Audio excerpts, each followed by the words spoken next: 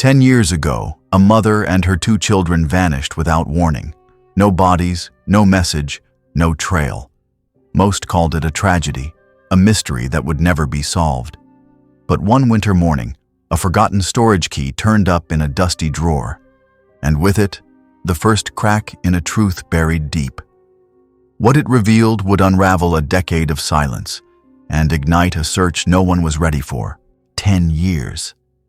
Time passed like rain falling on the earth, leaving nothing but a silent, damp residue in the hearts of those left behind.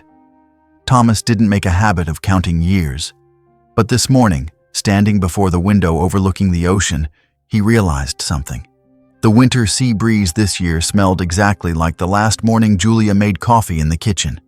A faint scent of salt, mixed with a hint of burnt toast. Emily giggled when she saw her mother push a strand of hair behind her ear with her elbow because her hands were covered in flour, while Ben just stared out the window, clutching his blue plastic fish. They disappeared soon after. No messages, no farewells. Just a sudden void, like when you blink and the child holding your hand is suddenly gone. People called it a disappearance.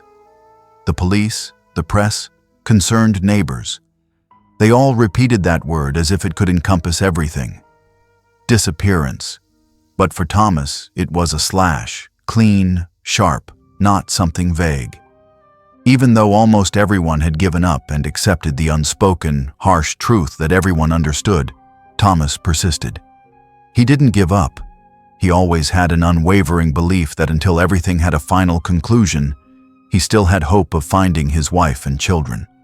This morning, Thomas decided to clean Julia's room, not because he wanted to close the past, as people say, but because a real estate agent was coming to see the house next week. He needed the money to continue his search, and that room, with the faint scent of perfume, the crumpled yellow jacket on the chair, and Emily's tiny sandals under the bed, remained exactly as it was 10 years ago. He started by stripping the bed. Then he opened the vanity drawer, where Julia usually kept her makeup and scraps of notes. A piece of paper fell from the drawer lining. Thomas froze. It was a small piece of paper, yellowed with age, folded into thirds. On the outside was just one line written in slanted ink. Seaguard Locker, Row 4, Locker 12. And a small key, the kind used for mini storage units. Nothing more. He held the paper in his hand for a long moment. His mind was as empty as the winter sea, only the steady sound of waves echoed from afar. Julia had never mentioned a storage locker.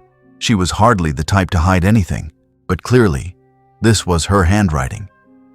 He changed his jacket, grabbed his car keys, and set off. Seaguard Locker was located about 30 minutes' drive from the town center, nestled beside an old gas station and a closed bakery. The receptionist asked for the locker number, confirmed it with the key, and led Thomas inside. Row 4, Locker 12. The lock clicked softly, then popped open. Inside was a cardboard box, sealed and marked with brown tape. Not heavy. Thomas took it, carried it to a waiting chair near the window, and carefully opened it. Right on top was an envelope addressed, "My dear sister, only open when absolutely necessary." His hand trembled slightly as he picked it up. Inside were a few lines of handwriting from Sophie, Julia's younger sister. "Sis, I was wrong. I only thought I was borrowing temporarily, fixing things quickly and then paying it back. But they're not normal people. I didn't know it would go this far. Don't tell Thomas. Don't let anyone know. I need time. I need you to keep some papers for me, just in case." Beneath the letter was a stack of documents, bank statements, loan certificates from a company called Global Hope Solutions, and several money transfer slips to strange named accounts. One of them was an account in the name of R.H. with an address near the Mexican border. Nearly $70,000 was transferred into that account, 2 days before Julia and the 2 children disappeared. Thomas leaned back in his chair. The space blurred for a moment. His heart wasn't racing, but something was quietly rising in his throat, as if someone was stuffing ice into his lungs, one cube at a time. He realized this wasn't a little secret. This was the sign of an action, systematic, prepared, and Julia knew. On the way home, Thomas stopped at the empty lot near the Pine Hill, where he had first taught Emily to ride a bike. The wind was still cold as always, but now something inside him was shifting. He pulled out his phone. His fingers dialed a number he hadn't used in a long time. A woman's voice came from the other end, soft as a breath. "Thomas?" He gripped the steering wheel tightly. "Sophie, I just found some things. We need to talk." Her voice hesitated. "About what?" "About Julia and the things you've been hiding." There was no response for the first few seconds. Then Sophie whispered, so softly that Thomas had to press the phone to his ear. I think it's best if you just let it go. There are things, if you stir them up, it will only cause more pain." Thomas didn't answer. He just hung up, started the car, not because of anger, but because for the first time in 10 years, he had a direction.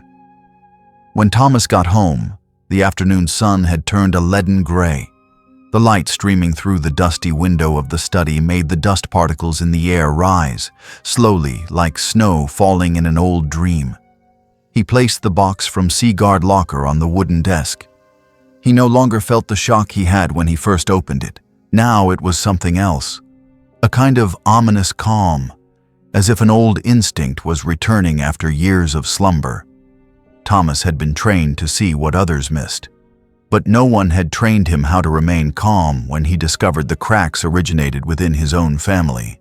He began to sort the documents in chronological order. There were letters from Sophie to Julia, written in the familiar slanted handwriting, the style she had used since high school. They weren't all the same, and that was what was worrying. The first one seemed light, intimate. "Dear sis, don't worry about me. Just a few small loans, I can handle it. They just need to be paid on time. I'll be okay." But just a few weeks later, the tone shifted to urgent. "Sis, please don't tell Thomas. If he knows, he'll go crazy. I've messed everything up. They threatened to come to the house if I don't pay. I beg you, keep this for me. If anything happens, it will save me." The next sheet had no greeting, just a short line like a knife slicing into trust. "If I disappear, don't look. Burn everything." Thomas stared at those words. The corner of the letter had a water stain, perhaps tears, or perhaps rain. No one was left to verify. Besides the letters, the file also contained bank statements, some shady transactions from an account in Sophie's name, transferring money abroad to an unspecified address. One of them went to an organization called Rico's Hope Border Aid Fund, with the stated purpose of emergency medical assistance. Thomas opened his computer, looked up the name. The website that came up was rudimentary. A few pictures of dark-skinned children, forced smiles, along with platitudes about new opportunities for the less fortunate. But when he checked the tax ID, he discovered something strange. The organization had its license suspended in 2013 for involvement in a money laundering scheme. And that was also the year Julia and the 2 children disappeared. A cold feeling spread across his shoulders. He leaned back in his chair. Memories flooded back like a reverse current. Julia had mentioned Sophie quietly in the last years of their marriage, not just as a sister, but as someone she had to protect. Once, Julia said, "Some people are born to always be in debt, and some people are born to pay it for them." Thomas just laughed then, not thinking much of it. He didn't understand the panic in his wife's eyes when the phone rang in the middle of the night, or why some days she would look out the window for hours, as if waiting for someone to appear. Now he understood. Sophie hadn't just gotten into debt. She was in the middle of a dangerous network, and Julia had been dragged along. He bent down, searching further in the file. A sheet of paper folded in quarters, not with the letters. High-quality paper with a faint private bank logo. The scrawled note at the bottom had only 4 characters, RH, along with an account number and a contact address in Brownsville, Texas. RH. Thomas froze. He had heard that name before, in a 2008 investigation. Rico Hernandez, suspected of running a human trafficking ring from Central America to the U.S. across the southern border. The case was suspended due to lack of evidence, but that name had been placed on the federal red list, and now the initials and address appeared in Sophie's papers. Thomas picked up his phone, intending to call a former colleague, but then he stopped. Sophie. She knew he was digging deep, and if he continued, would anyone else be in danger? The phone rang, startling him. The name displayed on the screen. Sophie. He stared at it for a few seconds before answering. "I know what you're looking for." Her voice was very soft, almost gentle. "I just hope you know when to stop." "You think I'll stop?" Thomas growled. A silence. "Some truths, the more you dig, the more pain they bring. It's better to stop, you know. If Julia was in pain, then I should know why." This time Sophie didn't answer immediately. Then she said steadily, "I'm not saying you shouldn't look. I'm just saying, be prepared if what you find is something you can't bear to believe." The call ended with a cold beep. Thomas put the phone down. The letters, papers, photos, all still lay quietly on the desk, as if waiting to be arranged into a story. And he knew the first piece had just fallen into place, but the picture was still incomplete, and even scarier. It was leading him straight into a labyrinth that Julia had tried to navigate, alone. The Boston March wind blew coldly along Tremont Street, carrying the smell of rusting iron from the old subway tracks and wheels. Thomas sat alone at a corner table at L'Espresso, a familiar coffee shop from his years in the force. The coffee had cooled, the layer of milk foam on top dried like a winter lake. Across from him was Nick Harris, hair cropped close to his scalp, still wearing his old army jacket. He decided to ask Nick for help in this case because he trusted him as a veteran in the field. Nick would know where the dangers were and how to defuse them. From a financial analyst in the task force, Nick had switched to working part-time as a consultant for the government. But once you've worked with data from underground networks, you never retire completely. "Still can't sit still, huh?" Nick smiled faintly, his fingers tapping lightly on the laptop screen he had just opened. Thomas pulled the file from his leather bag, quietly placed it on the table. Some bank statements, 2 photos of Julia holding Emily's hand, and the piece of paper with the account number and the initials RH. "Does that name mean anything to you?" Nick frowned. After a few seconds, he said softly, "Rico Hernandez. Who else?" Thomas nodded. He didn't need further confirmation. But what he needed now was a connection. A thread, however small, connecting those numbers to the name that had appeared in a confidential file nearly a decade ago. "These are transactions from Sophie's account. A significant amount of money was sent to the organization Rico's Hope 3 months before Julia disappeared." Nick turned the laptop towards himself. He opened his private data portal, typed an internal query command. The blue light from the screen reflected on his wrinkled face, turning his eyes into 2 flickering bright spots in the darkness. "Rico's Hope," he whispered. "A charity registered in Texas. License revoked for opaque activities, linked to a network called La Cadena. The FBI temporarily suspended the investigation due to lack of evidence. But these guys don't disappear. They just change their skin." He showed the screen to Thomas. On it was a network diagram, initials, account numbers, dates of transfer, and a blurred map marked in Brownsville near the Mexican border. Sophie's account transferred money into the eastern branch of the fund.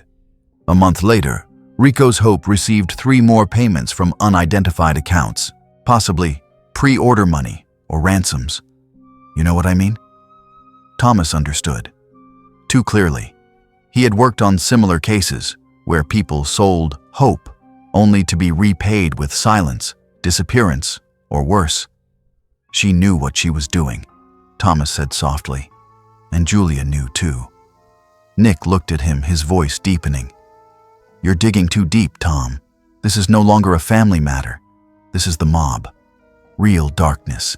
I don't care." Thomas looked straight ahead. I need to know what Julia was trying to do, so I don't have to sit here drinking cold coffee and then do nothing to save her." Both were silent for a moment. Outside, the sound of an ambulance siren echoed, threading through the old alleys. Inside the coffee shop, the regulars were still turning pages of books, typing on keyboards, living a normal life that Thomas no longer belonged to. Nick closed the laptop, tucked the USB drive into his jacket pocket. "I'll send you all the information I can retrieve from my end, including Rico's 2013 file and copies of the suspended investigations. But you have to promise. If you see signs of a threat, you have to stop." Thomas didn't answer. He just nodded. That nod, they both knew, meant nothing. That afternoon, Thomas received an anonymous call. He went outside, answered the phone in the shade next to the telephone pole. "You should stop, Thomas." The voice on the other end was gentle, but not soft. "There are things Julia didn't want you to see, because they will make you no longer yourself." "Sophie?" Thomas asked, his voice low. There was no response, just a soft breath. "You sent money. You wrote letters. You left too many traces to pretend you're innocent," he continued. "You thought I would ignore it just because it's too painful?" "No," her voice faltered. "I thought you wouldn't survive when you knew what she did was to keep you here. I thought you would choose peace." Thomas was silent. "Don't go to Texas, Thomas," Sophie whispered. "If you step into that place, there will be no turning back." The call ended. The only sound left was the sound of people and car horns from the main avenue. Thomas stood still for a long time. Across the street, an old woman was walking her dog past the laundromat. The red scarf of the woman fluttered in the wind, suddenly reminding him of Julia, the red scarf she had left at the bookstore the first time they met. Petty details like that always suddenly came back, cruelly but gently. He knew, if he turned back now, everything could still be the same. The pain, the memories, and the unnamed remorse. But if he went on, he could lose everything, including the image of Julia that he still cherished. That evening, Thomas opened the email from Nick. Attached were 3 files: the Rico Hernandez investigation file, the financial diagram of La Cadena, and an excerpt from the 2013 internal report. There was a note marked in red. A woman testified, "I met Rico. He had an assistant named Sophie. She brought children to a station in Brownsville. The testimony was rejected due to lack of personal verification." Thomas sat silently in the dark. Sophie had been at that place. And Julia certainly knew. The question was no longer whether they were involved, but why did Julia remain silent, still endure? And why didn't she run away, but disappear? Perhaps she had planned to protect him by making him never know. And that was what hurt his heart the most. The next evening, Thomas stood before door number 17, 3rd floor of the old apartment building on Lafayette Street. The hallway light flickered as if it was about to burn out. The smell of moldy food and asphalt wafted up from the fire escape in the back. 10 years had passed, but Sophie had never changed her registration out of the city. And this place, the old apartment she had rented in the years Julia was still missing, was still listed under her ownership, even though there had been no sign of use for years. Thomas didn't need a key.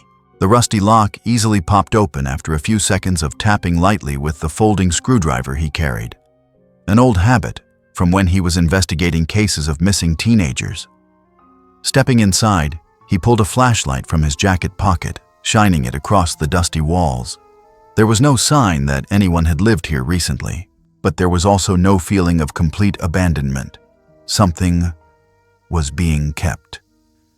On the kitchen counter was a small glass vase. Inside was a white artificial rose neatly arranged. Next to it was a faded photo frame showing Sophie, Julia, and the 2 children at the park. A sunny day that Thomas no longer remembered. He walked through the living room, where an old armchair still remained. Under the dust cover were small, discreet wooden drawers. He tried to open each drawer. The 3rd drawer had a flat metal box, the kind used to hold personal documents or photos. Inside were black and white photos, copies of documents, 2 one-way plane tickets from New York to El Paso, Texas, using fake names. He pulled out a letter, a handwritten draft, unsigned, with Sophie's handwriting. She will never understand. But I have no choice. No more money, no more time. Rico says we can redeem our lives if we keep quiet. I just need to keep the kids safe. If it's over, I'll disappear. Right below was a shipping receipt, printed with the logo of a trucking company. The description of the contents of the shipment: 3 unregistered passengers, received at station J-18. Thomas felt the blood freeze in his hands. Station J-18, Brownsville. He paused for a moment, searching more carefully under the box. There was a slip of paper with a handwritten address and a line: "If everything falls apart, find this place. She can help, but be careful." She? A woman who knew Sophie, or who had worked with the organization. While he was still sorting everything, the door behind him suddenly burst open. "You shouldn't be here," a woman's voice rang out, icy and hoarse. Thomas turned around. Sophie stood there, a gray wool coat draped over her shoulders, her eyes no longer with the evasive look as on the phone. But something else: tiredness, closed off, and extreme caution. "How did you know I was here?" he asked, his voice even. "I have the right to monitor what belongs to me, you know." She looked around. "You're rummaging through someone else's memories. Don't you find it disgusting?" "You're saying I'm disgusting?" Thomas laughed dryly, raising the photo of Julia. "What about you? How many times did you transfer money to Rico? How many plane tickets? And this letter?" He held the draft letter towards her. Sophie looked at the paper, her lips pressed tightly. "You don't know everything. I know enough. Enough for Julia to be afraid. Enough to understand that you dragged your whole family into something that you yourself couldn't control." Sophie turned away. She stood by the window, looking down at the small courtyard behind the building, where some children were riding their bikes in circles at night. Rico doesn't just take money. He takes people. He chooses who needs to disappear, who needs to be resolved, and who will do it for him. You think she was dragged in? She went into that place because of me, because I owed him. She turned to look at him, her eyes sunken. I never intended to hurt her. I just couldn't escape. Not in time. When things started to get messed up, I told her to run away. But she wouldn't. She said, "Thomas needs to know the truth if I don't survive." Thomas stood still, stunned by Sophie's words as a firm assertion that his wife and children were no longer on this earth. The thing he feared most but never dared to think about all these years had become a reality. But he didn't collapse. He calmed down. The pieces began to fall gradually into place in his head, slowly, cruelly. "If so," he asked, "why did you hide that box? Why keep all these things?" Sophie laughed, a withered laugh. "Because part of me always thought, one day, you would find it, not to catch me, but to forgive. But maybe that's too naive." She paused, then walked slowly to the table, her hand flipping open a small notebook hidden under the file. Inside were scattered notes: day, hour, location, a few descriptions like truck stop, red-haired woman, scar on left shoulder, silver truck, Mexican license plate. Thomas glanced through those pages, feeling the whole world around him being squeezed tighter every second. These weren't just traces. This was a tracking notebook. "You were tracking them?" he whispered. Sophie nodded. "I used to plan to run away, take the kids away. But they had people in the local police. Every time I withdrew cash, someone would show up following me. In the end, I understood. She had done it for me, and she didn't come back." Thomas didn't respond. He just walked out of the room, the file in his hand. Before closing the door, he stopped. "Sophie," she looked up. "No matter what the justification, I will definitely make you and all the bastards who harmed my wife and children pay the price." The door closed behind him, so lightly that the sound of the closing was swallowed by the misty hallway. The next morning, Thomas sat in front of the kitchen window, the pale sunlight shining on Emily's drawing that he had accidentally found again in an old book. The scribbled lines, a house, a mother in a yellow dress, 2 children, and a man holding an umbrella, were like a gentle breeze blowing against an unhealed wound. The picture was nothing special, but it was a reminder that Julia had thought their family would be like that forever. What Sophie said yesterday, that Julia had gone into the lion's den to save him and the children, was no longer a doubt. Thomas was no longer facing the question of whether he was guilty or not, but how much more truth could he endure? The only thing he knew for sure, it was time not to be able to avoid Sophie anymore. He called her in the afternoon. Sophie's voice was hoarse. "If you want to keep digging, I can't stop you, but I won't protect you from it anymore. I don't need you to protect me. I need answers. Meet me at the old park near the pier. 6 o'clock. I'll be there." Sophie hung up without waiting for a response. The park was deserted in the late afternoon. The river wind blew through the bare trees, making the sky the color of gray steel and as cold as slate. Thomas arrived early, sitting on a white painted wooden bench that had faded, where Julia used to sit reading books to the children. The atmosphere was so quiet that he could clearly hear the sound of dry leaves being swept across the concrete surface by the wind. He remembered the last time they came here, a spring afternoon, Emily hugging a teddy bear running along the stone path, and Ben sitting on his shoulders laughing like crazy. Julia gave him a glass of iced tea, whispering something about the peaceful days we didn't know were precious. He just laughed. Now he understood. Sophie arrived a few minutes late. She wore a dark coat, the collar covering most of her face. No makeup, no challenging look. Only a thick, weathered resignation, as if every word from here on was a brick hitting the skin. Thomas didn't greet her. He took out the file, placed it on the seat between them. "You said Julia chose to go into that dark place because of you. So tell me, exactly what did you do?" Sophie bowed her head, her eyes stopping on the old shipping receipt that he had opened. "I owed Rico $180,000. I signed Julia's name on a credit agreement to make him believe that someone was behind me. That was the only way to stay alive when I was discovered spying for the local police. I tried to pull out. But..." She paused, swallowing hard. "But instead I dragged her in." "You said you were spying?" Thomas frowned. "For a short time. After I realized Rico wasn't just doing finance. He was trafficking people, children, pregnant women, old people, anyone who could make a profit. I met a border agent. He offered to help in exchange for information. I gave him the transaction records. But someone inside leaked and they knew. They knew everything." The wind blew through, messing Sophie's hair. Thomas looked at her, seeing for the first time the real fear on that face, no longer acting or defending, only a slight tremor and a broken breath. "Julia, when did she know?" he asked. "About 2 weeks before she disappeared. I told her everything. I begged her to take the kids away, change their names, disappear. But she wouldn't. She wanted you to know. She said, 'If I do wrong, Thomas has the right to know the truth.' And you chose to keep it all?" Sophie looked up, her eyes blurred with tears. "Because I was weak, because I was afraid.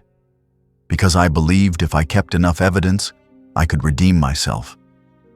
I thought you would never find it." Thomas stood up, walking a few steps away. He looked at the silent river. His hands clenched, then released. All the anger that had been about to explode throughout the journey now dissolved, scattered like wind blowing away the scent. No one was standing on anyone's side anymore. "I'm not sure I can forgive you," he said softly. "But I won't let Julia die in vain." Sophie nodded. She pulled a small envelope from her pocket, handing it to him. "This is the address.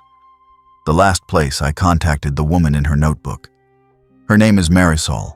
She used to work as a nurse for the goods station. owes her a life." Thomas took it, nodding. He didn't say anything more. Sophie sat back, her hands clasped together. A strong gust of wind blew through, causing the wool scarf on her shoulders to fall to the ground. Thomas bent down, picked it up, then gently placed it back in her palm. Their eyes met for a moment. No one was trying to save face or hide anymore, only weariness and a bit of regret that never had a chance to be spoken. When he turned to leave, Sophie called out, "Thomas." He turned around. "If you find the kids, if one day Emily and Ben are still alive," her voice broke, "tell them that Aunt Sophie tried, even if it was the wrong way."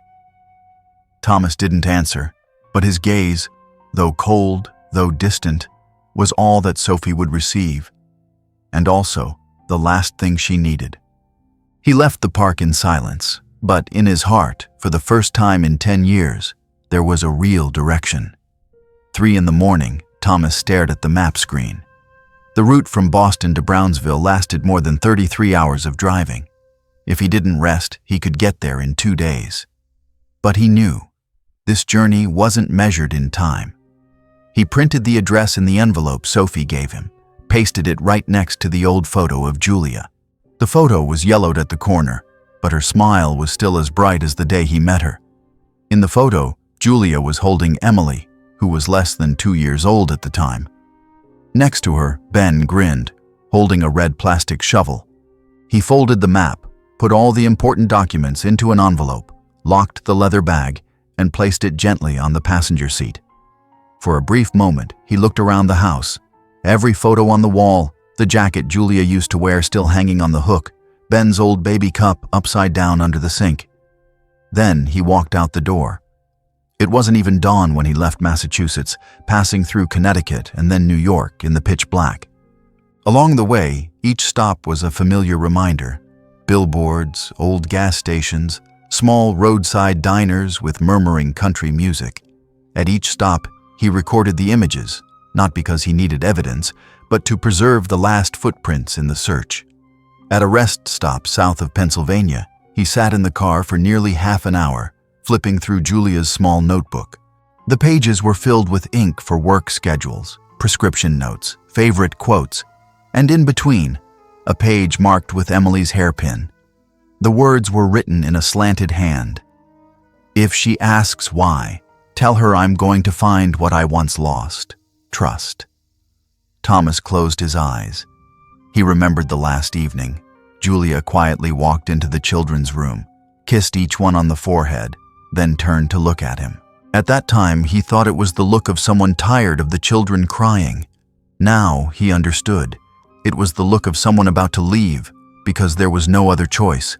Texas welcomed him with a dry heat, even though it was only April. The scenery gradually changed, from green pine trees to cacti and reddish-brown rocks. Abandoned houses scattered along the road, many of them in ruins, as if exposing the layers of memories of a land that once had smoke, boiling, and sin. Brownsville appeared as a town that didn't want anyone to remember it. He stopped the car in front of a small hotel called Las Brisas, the only place with vacancies near the address Sophie gave. The receptionist was an old woman of Mexican descent, her eyes as quiet as if she had witnessed more than people dared to ask. "Coming here for what?" she asked when handing over the room key. Thomas just smiled. "I came to find a relative." "Difficult, but good luck." The old woman glanced at Thomas. That night, Thomas didn't sleep. He sat under the dim yellow light in the room, flipping back and forth through the photos printed from Sophie's file. One of them showed a red-haired woman standing next to a silver truck. The license plate was blurred, but the trucking company logo, Ibarra Logistics, could be identified. Under the photo was handwritten, "Marisol, scar on left shoulder, substation J18. He picked up the photo of Julia again. In his ear, Julia's voice echoed in the recording he had found earlier. "If I have to go, Thomas must know why. And if you hear this, it means I didn't have time to say goodbye." His throat tightened. He took Emily's old hairpin, the only thing left from his daughter, and put it in his shirt pocket. He knew, if he didn't find anything, this might be the last time he had anything belonging to them. The next morning, Thomas set off to the marked address. The road leading to Station J18 passed through empty areas where there were only weeds, dust, and rusty warning signs. Restricted area, no filming, danger, hazardous goods. In the distance were rows of old warehouses, corrugated iron roofs faded, windows broken, as quiet as if they had never existed. He stopped the car in front of the building with the number J18. No one was guarding, no cameras, just a rusty lock and a silent metal door. Thomas got out. His heart beat slowly, heavily. Each step forward was like a step back into the past. He touched the lock. Suddenly there was the sound of a motorcycle from behind. He turned around. A middle-aged woman, red hair tied high, wearing a plaid shirt and faded jeans, was parking her bike. Marisol. She stared at him, not pulling out the key. "Who are you?" "I'm Julia's husband. The woman who was taken through this station. I think you met her." Marisol didn't answer immediately. She looked at him, as if weighing between running away and staying. Thomas nodded. His hand tightened around the hairpin. Marisol walked slowly to him, her eyes looking towards the warehouse. "I owe her my life. I've never told anyone. But if you really are that person, then there's something you need to know." Marisol took Thomas along the side of the warehouse. Under their feet, the sand crunched, mixed with broken glass and fallen leaves. The space around was thick with dust and so quiet that Thomas could clearly hear the sound of the wind pushing the corrugated iron door creaking. They stopped in front of a side door, smaller, hidden behind bushes of weeds as tall as the knees. Marisol pulled out a bunch of old keys, choosing the rustiest one. "This door hasn't been used since that year. They thought they had sealed everything. But I kept a way out, because I knew one day someone would come back to find the answer." The door popped open, without a sound. The space inside was as dark as the bottom of a well. Marisol turned on the flashlight. The light swept through the rows of empty iron shelves, the rotten pallets, and the empty wooden boxes pushed to the end of the warehouse. They went deeper, through a narrow corridor leading to a small room. Concrete walls, no windows, no electrical outlets. Nothing but a broken-legged iron table and the smell of old paint mixed with wood dust. Marisol shone the light on a spot under the table. "I hid this from 10 years ago, right after they disappeared. I knew keeping it was dangerous. But Julia, she didn't deserve to be forgotten like that." Thomas bent down. Between the two wooden planks under the floor, there was a gap just enough to fit a file bag sealed with silver tape. He carefully removed it. Inside was a stack of paper, photos, and a thick envelope. He opened the envelope first. A photo, torn at the edge, printed on poor quality paper. In the photo, Julia, thin and tired, standing in the middle of a room with mottled brick walls. She held Emily and Ben in her arms, all three looking straight at the camera. Julia was wearing a yellow dress, her eyes swollen but not crying. Julia was wearing a yellow dress, her eyes swollen but not crying. Ben seemed to be asleep, while Emily nestled close to her mother, her gaze bewildered. The back of the photo had a message written in black marker, scrawled Spanish. "Goods delivered, no trace left. Goods delivered, no trace left." Thomas gripped the photo in his hand. His throat dried up. He didn't need anyone to translate that line. He understood it as an undeniable indictment. "They were transferred from here?" he asked. Marisol nodded. "They were taken away after midnight. I remember clearly because I was the one on duty in the warehouse that night." Julia tried to beg, just asking to keep the two children. But no one negotiates with those people. To them, she was just goods. Thomas turned away, not wanting Marisol to see his eyes starting to burn red. He asked, "Do you know what happened after that? Did anyone survive?" Marisol was silent for a long moment. "I can't be sure. but I heard them mention a safe point to the south, an abandoned farm near the border where they used as a transit station for people. Once, a child had a high fever. Julia bandaged and saved him. After that, I didn't see them anymore. But a week later, I received an anonymous package sent to my house. No sender address. Just a necklace with a light blue stone pendant. Thomas looked up. That's the necklace Julia used to wear. I gave it to her for her first birthday after Emily was born. Marisol nodded. I think Julia lived long enough to ask someone to send it. She wanted me to know. She was still somewhere. Or at least had lived after leaving this place. Thomas held his forehead, his hands trembling.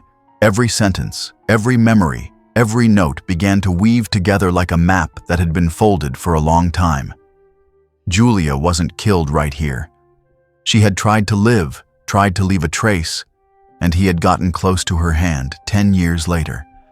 He opened the remaining papers in the file bag. There was a list of bank accounts. The money transfers were written by hand in purple ink, carefully noting the dates. At the bottom was the last line, underlined in red. If anyone reads this, find Marisol. She knows what I can't say. If anyone reads this, find Marisol. She knows what I can't say. Thomas looked at Marisol. Why did you help us? Marisol shrugged. She leaned back against the wall, her eyes looking into the void. Because I was also goods once, but I was lucky. I survived. Julia saved me from a drunk driver. She didn't know who I was, but still rushed to help. I didn't have time to repay her before she disappeared. This is the only way I know to keep my promise. She turned away, pulling a small box from her pocket. Inside was a piece of pale yellow fabric, clearly from the dress that Julia had worn. Marisol opened it to let Thomas see that the fabric had faded, with a small crescent-shaped cut. I kept this as evidence, in case I was caught. I knew if I said it, no one would believe it. But now, it must belong to you. Thomas took the fabric. He didn't cry, but he felt like a stream of salt water was flowing back into his throat, making him unable to speak anymore. Outside, it started to rain lightly, the sound of raindrops falling on the corrugated iron roof like gentle but icy taps. Thomas put the photo in his inner pocket, then looked at Marisol one more time. I need to go to the place you said, that farm. Do you still remember the location? Marisol nodded. She redrew it on the back of the cardboard, her hand trembling slightly. The road is extremely difficult, but if anyone can find it, it's you. Thomas thanked her, then turned to leave. But before leaving, he stopped at the threshold of that concrete room, looking back. The room was empty, broken table, floor full of dust.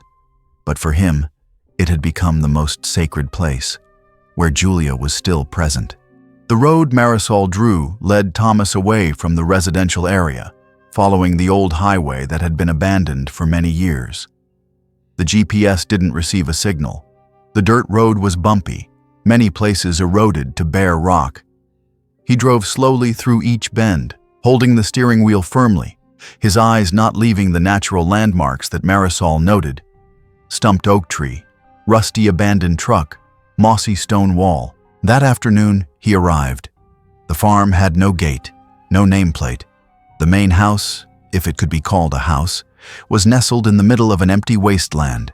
The wooden walls cracked, the corrugated iron roof holed, many places patched with plastic tarps.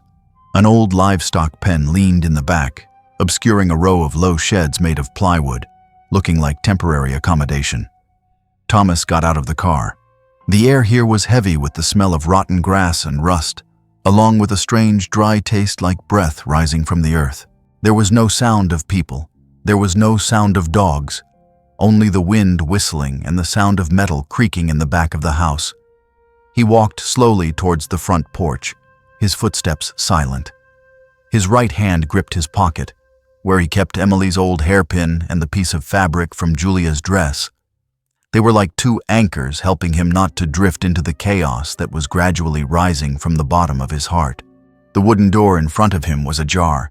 He knocked lightly 3 times. No one answered. He pushed the door open and stepped inside. Inside was a strange space, both with traces of people living and with the appearance of desolation. A wobbly wooden table stood in the middle of the room. On the table was a half-open handwritten notebook, next to it a pen that had dried up. The corner of the room was a closed iron cabinet. On the wall hung a few old photos, no people, only images of buildings, warehouses, and a bridge broken in the middle of the river. Thomas walked to the table, opened the notebook, the slanted handwriting. October 3rd, Camp Number 4 transferred 3 people. Enough papers, temporarily safe. 15/3, she asked me if I believe in God. I didn't know how to answer. 23rd, transferred in the middle of the night, the last time I saw her. Thomas flipped quickly to the following pages, looking for dates close to the time Julia disappeared. A page fell out, the paper blurred with water. 28th of March, the man wearing the gold watch came. She resisted. He threatened to kill the 2 children. After that, everything was silent. I heard the car leave. No one came back. He stood still. That note was like a knife cutting into a waiting blood vessel. No names, no conclusions, but the story was clear enough. Julia had been forced to obey, to protect her children. He bowed his head, his hands resting on the cold table. There were light footsteps behind. He turned quickly, his hand grabbing the folding knife in his pocket. But the person who came in was a boy, about 11 years old. Thin black hair, big brown eyes, tanned skin. He wore an old shirt, long pants folded at the hem, his feet in worn-out sandals. His eyes widened, looking at Thomas, not afraid, not surprised, just a silent look of someone who was used to silence. "Who are you?" the boy asked. Thomas hid the knife behind his back. "Do you live here?" "Sometimes, sometimes not." "Who takes care of you?"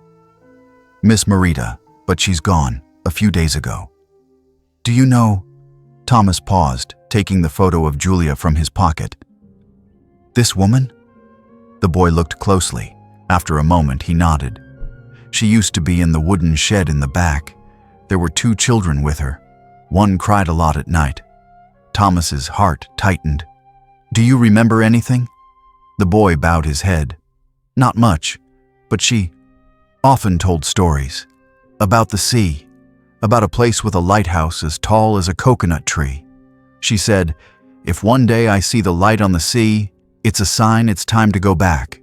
Thomas exhaled so lightly that it was as if there was no air left. Julia had left a story, and this boy, somehow, kept it as a legacy. "Do you see where those 2 children are now?" "Once, a car came to pick them up. It was dark. She didn't go with them." Thomas bowed his head. His throat was dry. "Do you know who was driving?" The boy shook his head. "But there was a clock that ticked very loudly. I could hear it clearly from my shed." Thomas remembered the note in the notebook. The man wearing the gold watch. An image gradually emerged. A thin-lipped guy wearing a cheap gold-plated Rolex who had appeared in Rico Hernandez's file. His name was Miguel Tacho Barrera, specializing in receiving and delivering living people to Mexico. He turned back to the table, flipping through the other pages. At the end of the notebook, there was a shortened list: initials, date of arrival, date of departure. The second to last item, JA-25/3-2 children go 27/3-unknown. Julia Ambrusco. It was her. Thomas squeezed his hand. In his heart, there was no hope, but there was also no despair. Only one thing left, the determination to try to the end. He bent down to ask the boy, "Do you know if I want to find those 2 children again? Where should I go?" He thought for a moment, then whispered, "On the other side of the bridge, where the river has no name." Thomas looked up, the early afternoon sunlight shining through the broken window on the roof. The dust in the air sparkled like ashes. In his head was a new map, no longer scattered landmarks, but a clear path. A glimmer of hope in him flickered. seemingly completely extinguished, that Julia and his children were still alive. Julia, Emily, Ben. Someone had seen them. And now he knew where he needed to go. The road leading to where the river has no name was not on the map. Thomas only had the vague instructions of the boy. On the other side of the bridge, where the water changes color. He marked it by hand on the paper map, calculating the most likely location, a stretch of river near the border, which had been a smuggling hotspot, but had been closed since the warehouse explosion 3 years ago. Locals called it Broken Bridge. Nearby, only a few abandoned ranches remained and a red brick church with no roof. The government didn't have time to demolish it. Religious organizations didn't have enough finances to restore it. An area no one wanted to claim, no one wanted to live, and no one dared to mention. He left the farm early in the morning, holding the map, feeling like he was going through the second level of hell, where all traces were blurred and all hope was as thin as mist. 3 hours later, Thomas stopped the car at the end of the dirt road. Ahead was an iron bridge that had rotted in the middle. A leaning warning sign written in 2 languages. Prohibited crossing, no crossing, danger of collapse. But at the foot of the bridge was a path just enough for pedestrians, hard-packed earth, with old tire tracks and dry, cracked footprints. He got out, walked along the path. Under the bridge, the murky river meandered, the cliffs on the Mexican side covered with black moss. The water flowed slowly, as if it was also tired of carrying secrets back and forth. After walking for a while, Thomas saw a ruined brick pillar, not as high as a person's shoulder.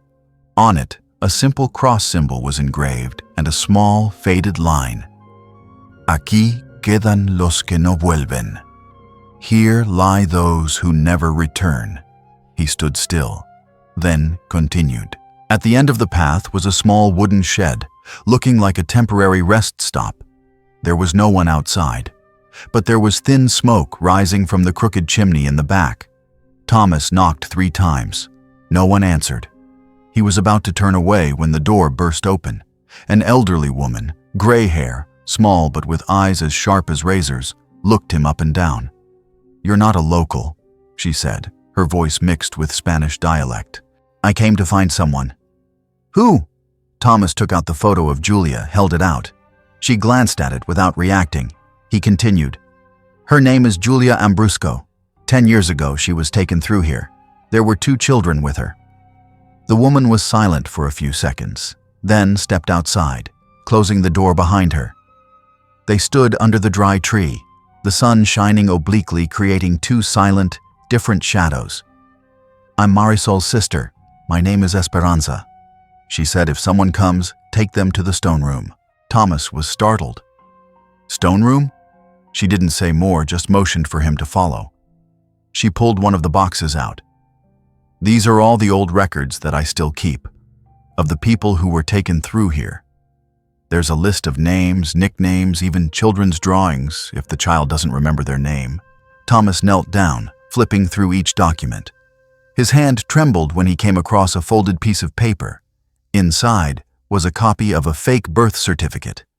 The name written, Emily J. Ramirez. The birth date matched. The mother's name, Julia Ramirez. He opened another sheet, similar with the name Benjamin R. Ramirez. The 2 had been renamed, changed identities, perhaps to be alive. "I remember Julia," she said, her voice as soft as the wind. She wasn't like the others. She didn't just beg. She cared for people even when she was desperate. Once I had a headache, she gave me her share of clean water. When she was forced to leave her children, she roared like a lion being torn apart. Thomas bowed his head, tears overflowing without being able to stop them. "Do you know? Are they still alive?" Esperanza slowly shook her head. "They were taken to the second camp. After that, an international organization rescued a group of children there. No one dared to publicly take credit. I only know 2 children, a boy and a girl, were taken to a foster care center in El Paso, but no one confirmed their identities." Thomas sat silently, his eyes fixed on the 2 fake birth certificates. In his head appeared the nights he dreamed of Emily calling her mother's name, Ben running around his feet. Perhaps, somewhere, they were still alive, but no longer remembering their real names, no longer remembering who their father was, no longer remembering that they once had a home. "How can I find that center?" he asked, trying to keep his voice calm. They no longer operate under the old name, but there is one person, the only one who still keeps the original records. Esperanza pulled out a handwritten slip of paper. Name, Olivia Rains. Address, Tucson, Arizona. Olivia used to work at the center before the organization was dissolved. If Julia left anything for the two children, she is the one who keeps it. Thomas looked at the address. For the first time, after 10 years of walking in the maze, he saw a way out. Not an ending, but a door. And this time, he would knock until someone answered. Tucson, Arizona, the city of burning sun and tall cacti, where there is no real winter and the sunset is the color of blood-red copper. Thomas arrived in the late afternoon after more than 8 hours of continuous driving from the border. The rows of low houses, the Spanish signs, and the smell of grilled meat spreading from the street vendors made this place both strange and strangely familiar, like the world that Julia might have stepped through, only he never knew.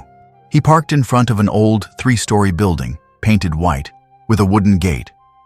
Above was a small brass plate that read, Humanitarian Organization Casa de Luz, Record Storage and Support Center for Resettlement. A new name, but the smell of time was clearly old. Thomas walked in, the door making a light creaking sound. The reception room was quiet. A young girl sat behind the counter, her face tired but polite.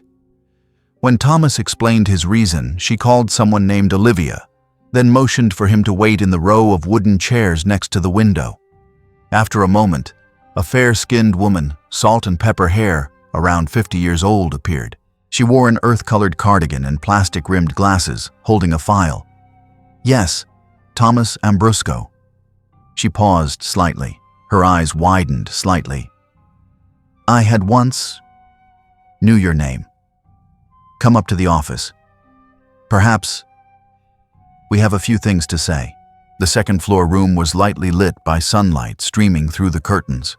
On the walls were a series of crayon drawings, children, houses, the sun, and the scribbled lines like Mi nombre es and Yo tenía una mamá.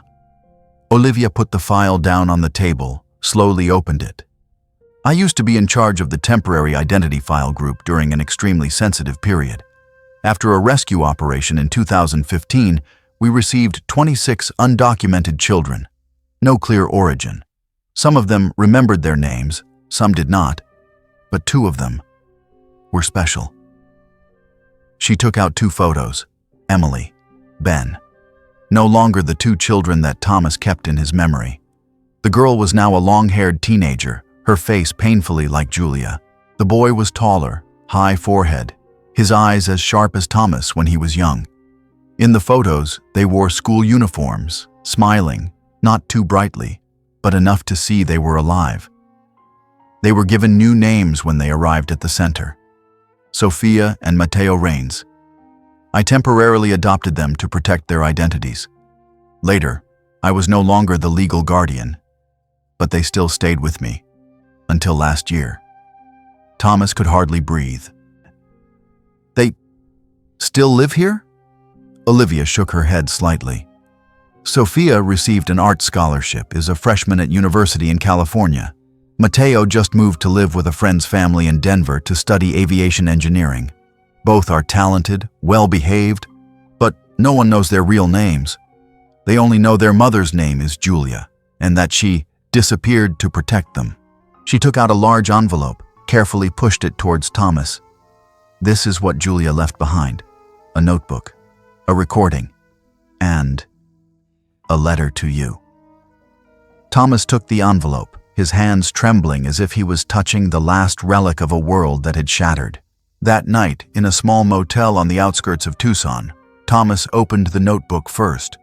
Julia's familiar handwriting appeared on the first page. Thomas, if you're reading this, It means you didn't give up. I don't know how long I will live, but I hope, somehow, you will find Emily and Ben. I can't tell them that their father is alive because saying it could put them in danger. But I taught them to remember the color of the shirt you like. I taught them how to write your name. I told them about the time you took me through the first snowstorm. I believe memories big enough will never disappear. Thomas turned the page. A recording was clipped in between. He turned on the recorder. Julia's voice rang out, weak but clear. Thomas, if there is a next life, I hope we get to start over, not owing each other. No loss, just you and me and the 2 children in a small house by the sea. He couldn't hold back the tears. For the first time in 10 years, they fell for a reason that was no longer loss, but knowing for sure Julia had lived true to love until the last second. A week later, Thomas stood in front of the Art University in Santa Cruz. He had sent a letter to Olivia, asking her to arrange to meet Sophia without revealing his identity. In his hand was a small box. Inside was Emily's old hairpin and an old photo of the whole family. A girl came out, long hair, brown eyes, wearing hand-painted bracelets. Seeing Thomas, she stopped. Her eyes didn't recognize him, but there was something, like, vaguely. "Hello, child," Thomas said, his voice calm. "Do I know you?" Thomas shook his head, gently holding out the box. "Number, but I used to know your mother, and I think maybe you want to know the truth." Emily, or Sophia, took the box. When she opened the lid, she didn't say anything, just looked for a long time, then exhaled softly. "I used to dream about this hairpin, without knowing why." Thomas didn't answer. He just sat down on the stone bench nearby to give her time, and when she came to sit next to him, for the first time since Julia's death, Thomas felt no longer alone. He didn't know what the future would be like, but he knew he had completed the most important thing: knocking and finding peace.